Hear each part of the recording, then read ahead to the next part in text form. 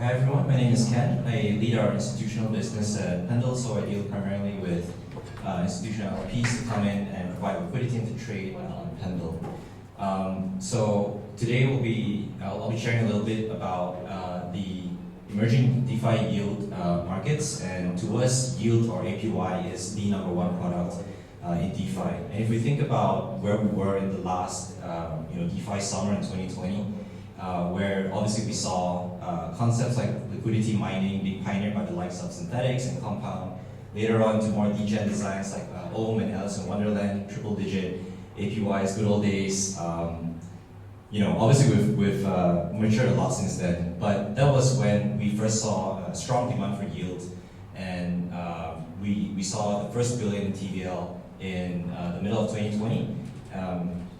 And we have matured a lot since then. So today, clearly we have different types of reliable and sustainable sources of yields in different categories. So we have ETH, either liquid staking or restaking protocols such as Lido, Swell, ETHify, Kelp, as well as PerpDex protocols which generate real yields through fees for LPs like GMX. GMX was our largest pool at one point, and we now have obviously more interesting innovations from the likes of Athena, which is basically a tokenized position of a basis or carry trade.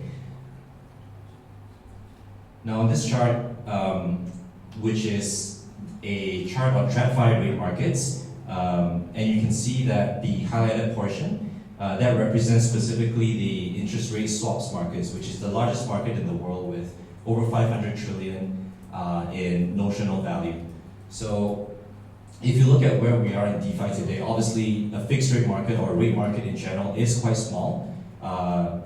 And even when you look at the entire crypto space, when it comes to market cap, we're about 2 trillion. So if we can use TradFi as a goalpost or an analogy, we have a long ways to go before DeFi is able to mature.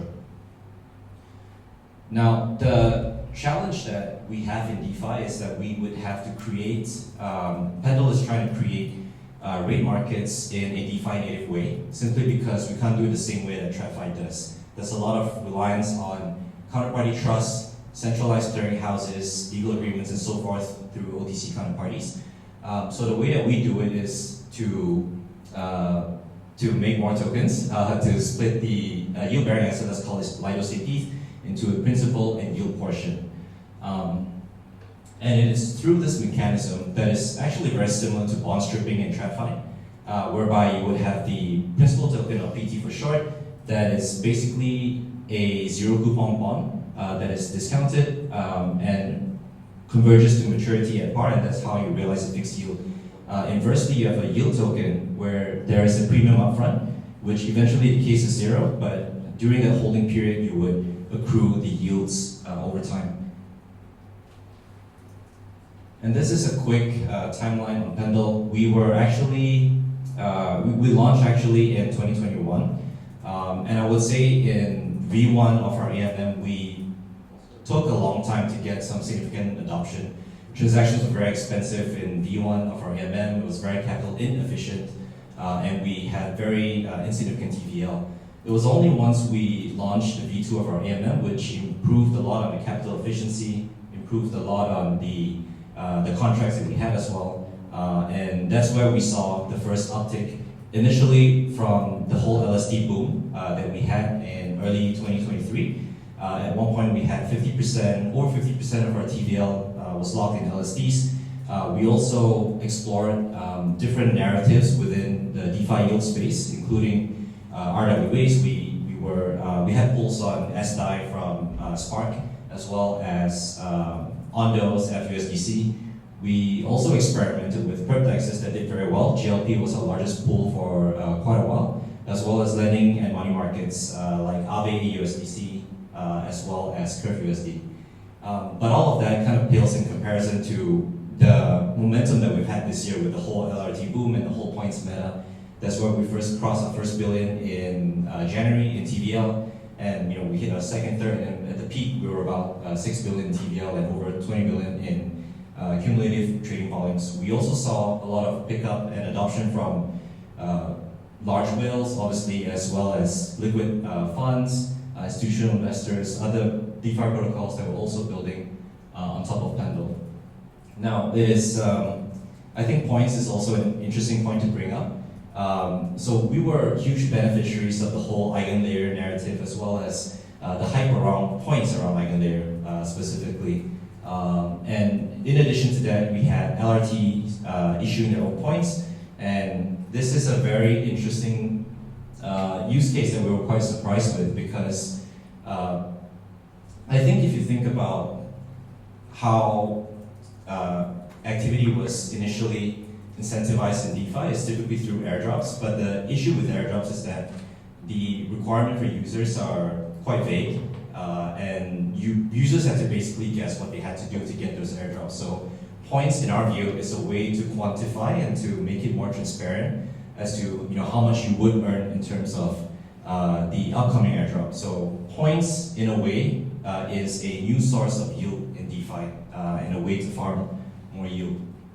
So with the whole points meta, I think users got really excited in the first half of the year, farming different types of points from eigenlayer, LRT points, and so forth. And it is our view that, from our experience this year, we think that points are here to stay for a couple of reasons. Obviously, that encourages users, it bootstraps initial community traction activity for protocols, but more so than that, with points speculation and points trading on Pendle, that actually encourages early price discovery for these pre-ETG tokens and points. And if you think about it, it actually reduces the variance and surprise and upside and downside for what the tokens would eventually be valued, which then leads to a better token and airdrop experience, making it better for protocols to go to market. And also by working with different communities, with Pendle's community as well with other protocols, that helps expand the community and kickstart the protocol's economy as they go to market.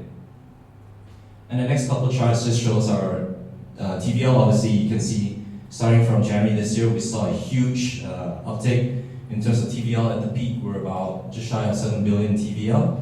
And also a lot of demand to trade these points and these different assets, hitting, I think we hit about 23 billion at the moment. So from the past 6 months, I think some of our key takeaways are that the points meta is here to stay. I think there's a lot of demand to speculate and trade these points. And we realized that when we hit the right narrative, as you can see from this insane J-shaped curve, when you get the right narrative, when you nail it right, the results can be really exponential. Not just about points trading, but there's also a flip side to that.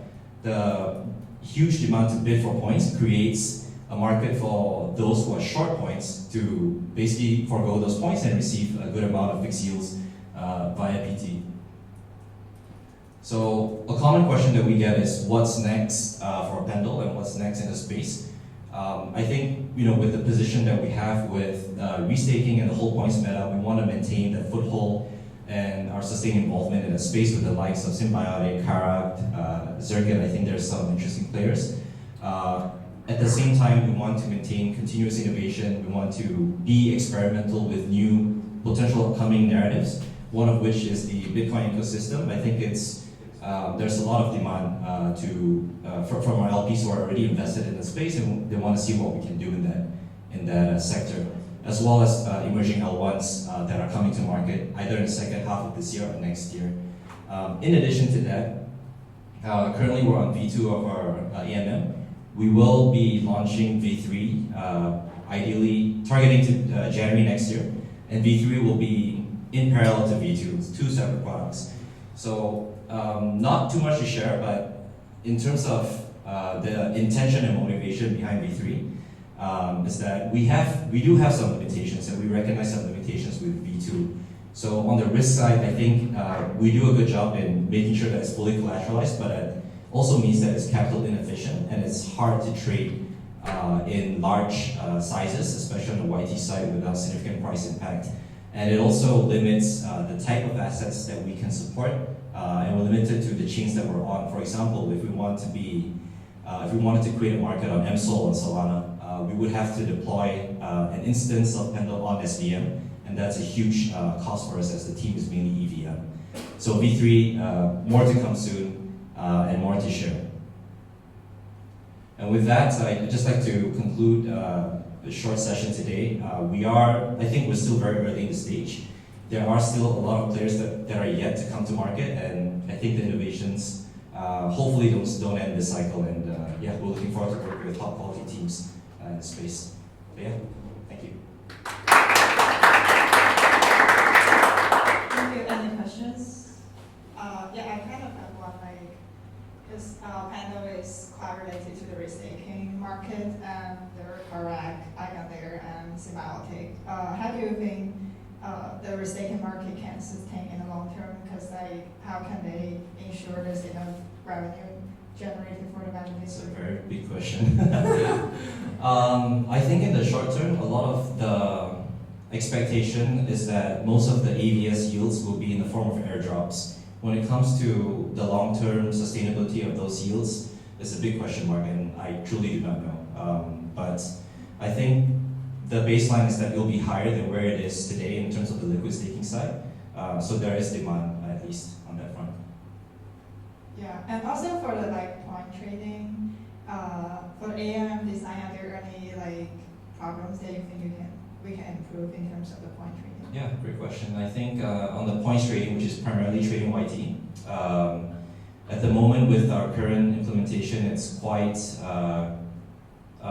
liquidity is quite thin on the front. So for example, if you wanted to buy 6 figures, not even 7 figures, let up 6 figures of YT, that would move the implied yield on Pendle by quite a bit, and that is because that amount of YT represents a larger amount of PT on the other end of the trade, and that impacts the AMM quite a bit, which is what we're trying to address with V3.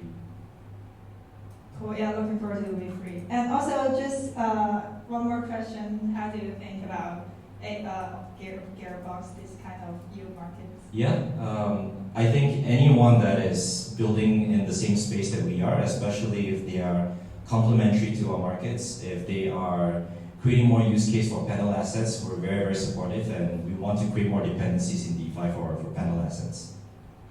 Cool, yeah, thank you. Thank you. Yeah, and we have our last speaker.